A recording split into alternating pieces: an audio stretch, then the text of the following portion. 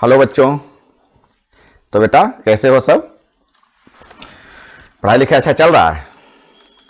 फिर से हम लोग का होमवर्क का शेड्यूल चालू हो गया और आज से अपना शेड्यूल में हम लोग का है क्या चल रहा है? इलेक्ट्रोमैग्नेट।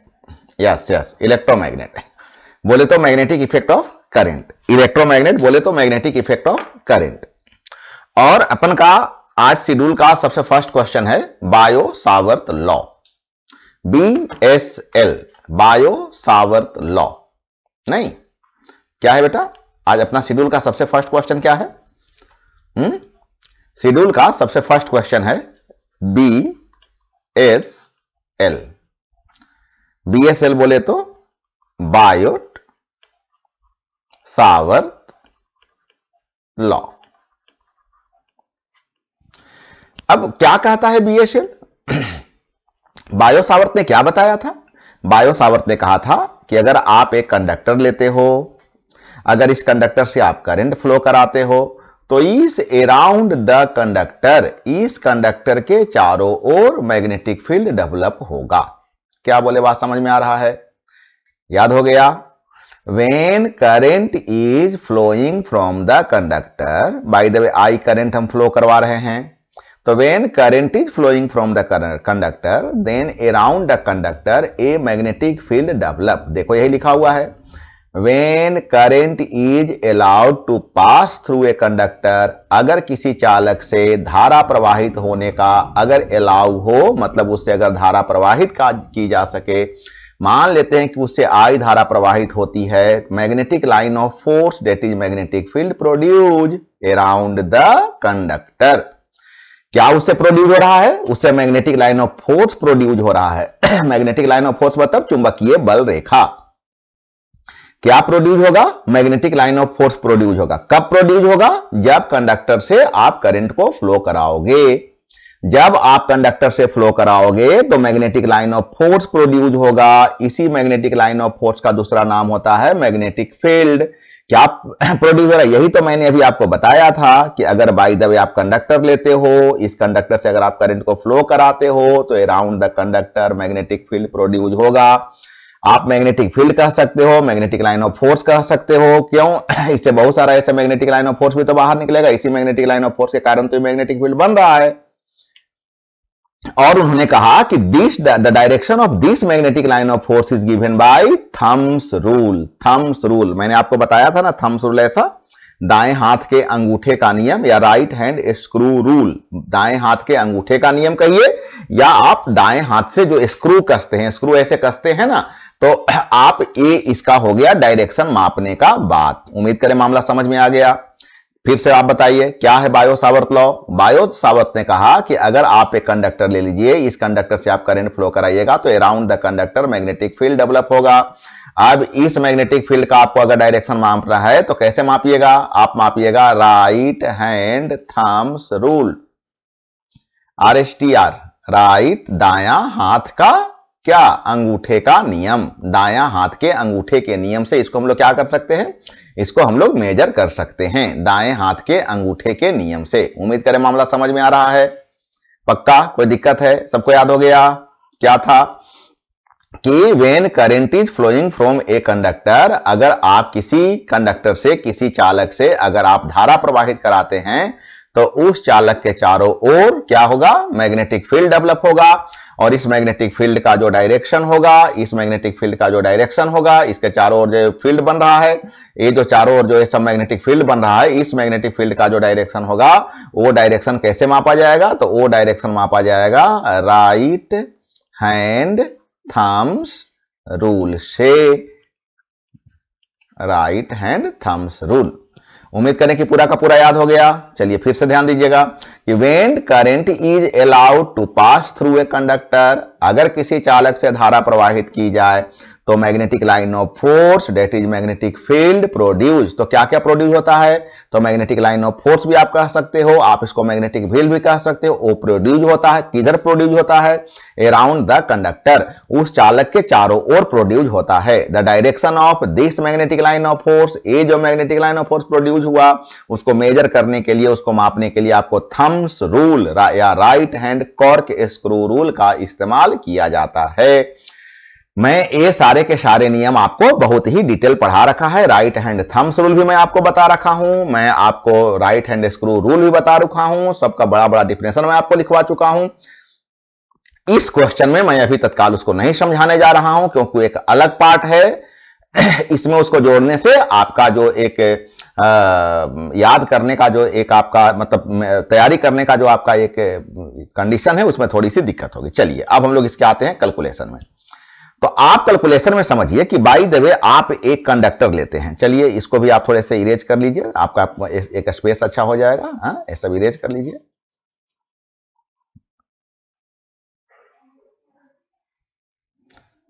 सब लोग मिटा लेते हैं। बहुत अच्छे। हमने कहा कि बाय द वे आप एक कंडक्टर ले लीजिए, इस कंडक्टर से आप करंट फ्लो कराइए। मान लेते हैं कि आप इसे करंट फ्लो कराते हैं आई। बाय द वे यहां मैग्नेटिक फील्ड बन जाता है बी। तो आप जब इसे करंट फ्लो कराइएगा, देखिए यही बात मैंने आपको लिखा, यहां पर आप एक कंडक्टर ले लिए हैं, इस कंडक्टर से आप कितना करंट फ्लो करा रहे हैं, आई करंट फ्लो करा रहे हैं, यहां देखिए। और इससे मैग्नेटिक फील्ड कितना डेवलप हो रहा है, तो B vector magnetic field develop हो रहा है। हम यहां से कुछ दूरी पर कितना आर पोजीशन वेक्टर पर हम कोई पॉइंट पी कंसीडर कर रहे हैं और इस पॉइंट पर मैग्नेटिक फील्ड है डीबी। तो ये जो हमने इसे एक छोटा सा एलिमेंट काट लिया, उम्मीद करें फिगर आपको समझ में आ रहा है, पक्का समझ में आ रहा है? नहीं, चलिए हम आपको फिर से बता देते हैं। हम यहां पर कोई पॉइंट ले लेते हैं, इस पॉइंट से कुछ दूरी पर यहां पर by the way magnetic field बन रहा है डीबी। यहां पर जो एंगल बन रहा है वो एंगल है थीटा। हम यहां पर एक छोटा सा एलिमेंट काट रहे हैं, एलिमेंट बाय द वे हम ले रहे हैं डीएल वेक्टर।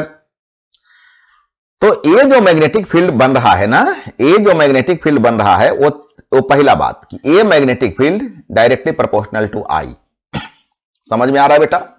यहां जो मैग्नेटिक फील्ड डीबी बना, this magnetic field is directly proportional to applying current. आप जितना करंट आप इससे दीजिएगा उसी का अकॉर्डिंगली यहां पर मैग्नेटिक फील्ड बनेगा। This magnetic field is directly proportional to DL. DL का मतलब हो गया लेंथ ऑफ एलिमेंट। मतलब आप बाय द वे ये जो कंडक्टर लिए हैं, वो कंडक्टर अगर टोटल लेंथ इसका एल है तो इसका जो हम एलिमेंट काट रहे हैं वो एलिमेंट है डीएल। अब देखिए, आप चाहें तो डायरेक्टली प्रोपोर्शनल टू डीएल लिखिए और फिर से आप चाहें तो directly proportional to sine theta लिखिए, या तो फिर आप दोनों को मिलाकर के सीधे लिखिए कि directly proportional to DL sine theta. दोनों एक ही बात है। डीएल एक्चुअली देखिए, लेंथ तो स्केलर क्वांटिटी होता है, लेकिन इसका जो एलिमेंट होता है वेक्टर क्वांटिटी होता है। मतलब जो आप डीएल वेक्टर ले रहे हैं ये वेक्टर क्वांटिटी है। अब अगर ये वेक्टर क्वांटिटी है तो इसके दो कंपोनेंट होंगे, इसमें कोई डाउट नहीं होना चाहिए, डीएल साइन थीटा और डीएल कॉस थीटा। लेकिन आप चूंकि लेंथ के अकॉर्डिंगली ले रहे हैं तो एलिमेंट हो जाएगा डीएल साइन थीटा। वही बात मैंने आपको बोला कि आप चाहें तो डीएल डायरेक्टली प्रोपोर्शनल लिख सकते हैं, साइन थीटा का अलग से प्रोपोर्शनल लिखते हैं, या तो फिर आप दोनों को मिलाकर के आई डीएल साइन थीटा लिखिए। दोनों बात बराबर है, दोनों में कहीं कोई दिक्कत नहीं है। और चौथा बात आप लिखिएगा तो directly proportional to square of distance, मतलब directly proportional inversely proportional to square of distance. Inversely proportional बोलने का मतलब हो गया 1/r²। अब बच्चा अगर इन सभी को आप एक साथ मिला लीजिए तो डीबी प्रोपोर्शनल क्या हो रहा है, आई हो रहा है, डीएल साइन थीटा हो रहा है और बाई r² हो रहा है। आप सभी बच्चे जानते हैं कि जितने प्रोपोर्शनल होते हैं वो सारे के सारे प्रोपोर्शनल कांस्टेंट में टूटते हैं। तो यहां भी ये जो प्रोपोर्शनल है वो एनी हाउ कांस्टेंट में टूटेगा, और आप अगर कांस्टेंट में तोड़िएगा तो हो जाएगा D B is equal to K I DL sine theta by r²। I DL sine theta by r², I DL sine theta by r²। और एक मैंने क्या बताया, मैंने बताया कि जितने भी प्रोपोर्शनल है वो सारे के सारे प्रोपोर्शनल कैसे टूटते हैं, कांस्टेंट में टूटते हैं। यहां के कांस्टेंट है। अब देखिए, आप जितना भी बात मैंने अभी आपको बताया यही बात यहां पर लिखा हुआ है। मैंने बोला कि एक्स वाई एक करंट कंडक्टर है, आई क्या है, जो करंट आप फ्लो करा रहे हैं वो करंट आई है, डी क्या है, करंट एलिमेंट है, हम कोई पॉइंट पी लिए हैं वहां का मैग्नेटिक फील्ड डीबी है, पोजीशन वेक्टर उसका आर वेक्टर है, पोजीशन वेक्टर है, एंगल कितना बन रहा है, थीटा बन रहा है। तो अकॉर्डिंग टू बीएसएल ने बताया, क्या बताया बीएसएल ने? तो सबसे पहला तो बताया, अभी आपको मैंने बताया था ना कि ए प्रोपोर्शनल आई, जितना करंट दीजिएगा उसका प्रोपोर्शनल होगा, ए प्रोपोर्शनल डीएल, ए प्रोपोर्शनल साइन थीटा। यहीं पर मैंने आपको बताया था कि आप चाहें तो दोनों को मिलाकर के एक ही बार आप डीएल साइन थीटा यूज कर सकते हैं, इससे भी कोई गलती नहीं होने वाला। और DV proportional 1/r², proportional 1/r² कह सकते हैं, या इनवर्सली प्रोपोर्शनल टू स्क्वायर कह सकते हैं, inversely proportional to square of distance कह सकते हैं। अगर इन सभी को एक साथ मिला लिया जाए बच्चा, कंबाइनिंग द फैक्टर, तो क्या हो जाएगा? तो हो जाएगा डीबी प्रोपोर्शनल, क्या हो जाएगा? तब हो जाएगा कि डीबी प्रोपोर्शनल आई तो था ही, डीएल था, साइन थीटा था, बाई r² था, तो ए हो गया। और आप सभी बच्चे जानते हैं जितने भी प्रोपोर्शनल होते हैं वो सारे के सारे प्रोपोर्शनल कांस्टेंट में टूटते हैं। और इस k का जो मान होता है, k का जो मान होता है कितना होता है? म्यू नॉट अपॉन 4 पाई। क्या होता है? म्यू नॉट अपॉन 4 पाई, पहले ही बता चुके हैं। k का वैल्यू कितना होता है बच्चा? k का वैल्यू होता है म्यू नॉट अपॉन 4 पाई, जिसका वैल्यू कितना होता है? 10⁻⁻7। यूनिट क्या होता है? टेस्ला मीटर पर एम्पियर, टेस्ला मीटर पर एम्पियर। अब अगर इस k के बदले आप पुट कर दीजिए म्यू नॉट अपॉन 4 पाई, आप फिर से देखिए, आप ए वाले k के बदले, यहां पर इस k के बदले, ये जो k है इस k के बदले आप अगर पुट कर देते हैं म्यू नॉट अपॉन 4 पाई, तो अपन फॉर्मूला हो जाएगा, क्या फॉर्मूला हो जाएगा? तो फॉर्मूला हो जाएगा dB is equal to mu naught upon 4 pi, और क्या था बेटा? I dl sine theta by r²। तो ये हो गया फॉर्मूला, और इसी को हम लोग कहते हैं बायो सावर्त लॉ, BSL, मतलब मैग्नेटिक फील्ड निकल गया। म्यू नॉट अपॉन 4 पाई हम लोग यहां पर पुट कर दिए, यहां पर हम लोग क्या पुट किए? यहां पर देखिए, इसके बदले आप क्या पुट किए? म्यू नॉट अपॉन 4 पाई पुट कर लिए, तो हो गया mu naught upon 4 pi I dl sine theta by r²। अब देखिए, इस म्यू नॉट को हम लोग क्या बोलते हैं? क्या नाम है म्यू नॉट को? इस म्यू नॉट का नाम है परमिएबिलिटी ऑफ फ्री स्पेस, मुक्त तल की चुंबकशीलता, मुक्त तल की चुंबकशीलता। अब जरा गौर कीजिएगा बच्चा, यहां पर हम आपको इसके वेक्टर फॉर्म में लिखने के लिए सिखा रहे हैं। बच्चा अभी आपने पढ़ा, चलिए हम लोग यहां ले लेते हैं, अभी हम लोगों ने पढ़ा कि dB is equal to mu naught upon 4 pi I dl sine theta by r²। Correct? तो बेटा ऐसा करते हैं कि r से अगर ऊपर नीचे मल्टीप्लाई कर लें तो क्या दिक्कत? कोई दिक्कत नहीं, दिक्कत तो होगा नहीं, बल्कि इससे कुछ बेनिफिट होगा। देखिएगा, dB, क्या हो रहे हो, इसको आप इरेज कर लो, ये गंदा हो गया। हमने बोला dB is equal to mu naught upon 4 pi, I को रखो, dl को रखो, और यहां देखो a वाला r और a वाला साइन थीटा, इसको एक साथ रख लो, तब हो जाएगा r साइन थीटा, और ये r², और ये r, इसको एक साथ रख लो, हो गया r³। अब देखो, ये जो r साइन थीटा हुआ ना, फिर से सुनो बच्चा, ये जो r साइन थीटा हुआ ना, तो r साइन थीटा को हम क्या बोलते हैं? बोलो क्या बोलते हैं? क्या होता है r sine theta is equal to? तो r sine theta is equal to होता है r vector, r vector is equal to हो जाता है r साइन थीटा। और जैसे ही इसको r वेक्टर में तुम कन्वर्ट करोगे, ये मैग्नेटिक फील्ड कन्वर्ट हो जाएगा dB वेक्टर, वेक्टर में चला जाएगा, और बन गया म्यू नॉट अपॉन 4 पाई। r वेक्टर भी कह सकते हो, चलो इससे भी ज्यादा अच्छा रहेगा, तुम इसको ऐसे मत समझो, चलो हटाओ, मत ऐसे करो, इसको तुम हटा लो, इसको तुम ऐसे समझो। हाँ, r से ऊपर नीचे तुम मल्टीप्लाई कर लिए। अब तुम क्या करते ना यहां पर कि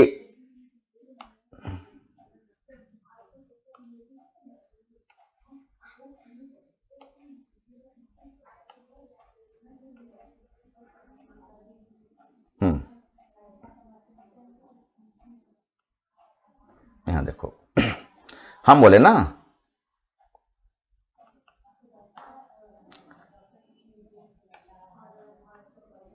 यहां देखो, हम बोले कि इस r को, इस dl को और इस साइन थीटा को अलग से लिख लो। अब तुम फॉर्मूला पढ़े हो, हम तुमको वेक्टर जब पढ़े कि A B sine theta is equal to A vector cross B vector, पढ़े हो ना। अब अगर इसी फॉर्मूले को यहां पर तुम इस्तेमाल कर लो तो तुम्हारा हो जाएगा आई तो रहेगा, इसके बदले क्या लिखोगे, R vector cross DL vector और अपॉन आर क्यू जैसे है वैसे रह जाएगा, और ये बायो सावर्त का क्या हो गया, वेक्टर फॉर्म हो गया। तो बच्चा हम उम्मीद करें कि तुम लोग को पूरा का पूरा क्वेश्चन समझ में आया। देखो हम यही बात यहां पर लिखे हैं, डीएल को, आर को और साइन थीटा को हम क्या किए हैं, एक साथ रख ली। ए देखो, ए डीएल आर और sine theta, A DL are और साइन थीटा को हम क्या किए, एक साथ रख लिए यहां पर। तो बन गया डीएल वेक्टर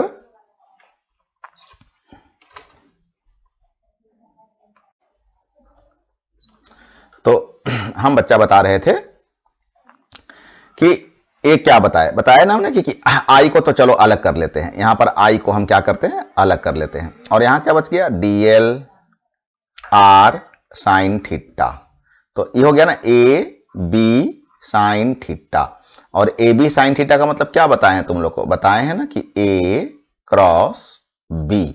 अब ये हो गया डीएल क्रॉस आर, और आर क्यू जैसा है ऐसा, इसी को हम लोग बीएसएल का क्या बोलते हैं, वेक्टर फॉर्म कहते हैं। तो उम्मीद करें बच्चे कि आप लोग को पूरा का पूरा क्वेश्चन समझ में आ गया है, पक्का कोई याद करने में दिक्कत नहीं होगी, बहुत बड़ा प्रश्न तो है नहीं। अब अगर मैं एक सीक्वेंस के साथ फ्लो में बोल दूं, what is Biot Savart law, तो when current is allowed to pass through a conductor, अगर किसी कंडक्टर से करंट को पास करने के लिए अलाउ कर दिया जाए, उसको परमिट कर दिया जाए कि तुम भाई करंट फ्लो कर सकते हो, तो वहां पर क्या प्रोड्यूस होगा, magnetic line of force produce होगा, मैग्नेटिक फील्ड प्रोड्यूस होगा अराउंड द कंडक्टर, और इसके डायरेक्शन को मेजर करने के लिए right hand thumbs rule, right hand screw rule का इस्तेमाल किया जाएगा। बायो सावर्त ने कहा कि अगर आप इस कंडक्टर से by the way I current flow कराओगे, आप इसका टोटल लेंथ एल ले रहे हो, एलिमेंट ले रहे हो डीएल ले रहे हो, आर डिस्टेंस पर, ये आर डिस्टेंस है, आर डिस्टेंस पर कोई पॉइंट अगर आप यहाँ पी कंसीडर करते हो, यहाँ का मैग्नेटिक फील्ड अगर आप डीबी लेते हो, तो ये जो डीबी होगा directly proportional to I, directly proportional to DL, directly proportional to sine theta, inversely proportional to square of distance. अगर मेजर कर लेंगे तो I DL sine theta by R square, जितने प्रोपोर्शनल होते हैं कांस्टेंट में टूटते हैं। इस के का वैल्यू होता है म्यू नॉट अपॉन 4 पाई, मतलब पूरा का पूरा फॉर्मूला हो गया mu naught upon 4 pi I DL sine theta by R square. इसी को अगर वेक्टर फॉर्म में करना होगा तो आर से ऊपर नीचे हम लोग इंटू और डिवाइड कर देंगे, और डीएल आर साइन थीटा को हम लोग क्या लिख सकते हैं, डीएल क्रॉस आर लिख सकते हैं, डीएल क्रॉस आर लिख सकते हैं। और ये क्या कन्वर्ट हो गया, ए कन्वर्ट हो जाता है वेक्टर फॉर्म में, और बाई आर क्यू जैसा है वैसा रहेगा, तो और यहां आई जैसा है वैसा रहेगा। तो हम उम्मीद करें कि पूरा का पूरा जो क्वेश्चन है आप लोग को बड़ा अच्छा से कंप्लीट हो गया होगा। अगर फिर भी कोई दिक्कत होता है तो हर बार की भांति फिर आपको हम कहेंगे कि आप एनी हाउ कनेक्ट रहिए, 9110163511 पर हम आप लोग के लिए अवेलेबल हैं। अगर आप ऑफलाइन क्लास में मेरे पास आ रहे हैं तो आप इस ऑफलाइन क्लास में भी आइए, अगर कोई दिक्कत होता है तो वहां भी आप हमसे पूछ सकते हैं। मैं आपके लिए बिल्कुल अवेलेबल हूं। सारे बच्चे आप बिल्कुल ध्यान रखिए, मैं आपके लिए एकदम से अवेलेबल हूं, मैं नहीं पीछे हटने वाला हूं। आप तैयारी करो, आप कितना अच्छा तैयारी कर सकते हो, बार बार इसको लिखो। आपका डेराइवेटिव एग्जामिनेशन होने जा रहा है, आप जितना लिखोगे आपका रिटन स्किल डेवलप होते जाएगा, और जैसा अपन का जो वीकली टेस्ट चल रहा है वैसा अपन वीकली टेस्ट देते रहो, और इस प्रकार से आपका अच्छा खासा बिल्ड होते रहेगा। आपके अंदर एक पोटेंशियल आते रहेगा कि आई कैन डू इट, और बेटा इस तरह से आप आगे बढ़ते जाओगे। और अच्छा है, आज चिल्ड्रंस डे है, तो मेरे ओर से एक एज ए टीचर हम तुमको आशीर्वाद भी देते हैं कि तुम मेरे जितने भी चाइल्ड हो वो सब आगे बढ़ते रहो। तो चलो फिर हम नए क्लास में नए क्वेश्चन के साथ फिर तुमको मिलेंगे। ओके, बाय बाय बेटा।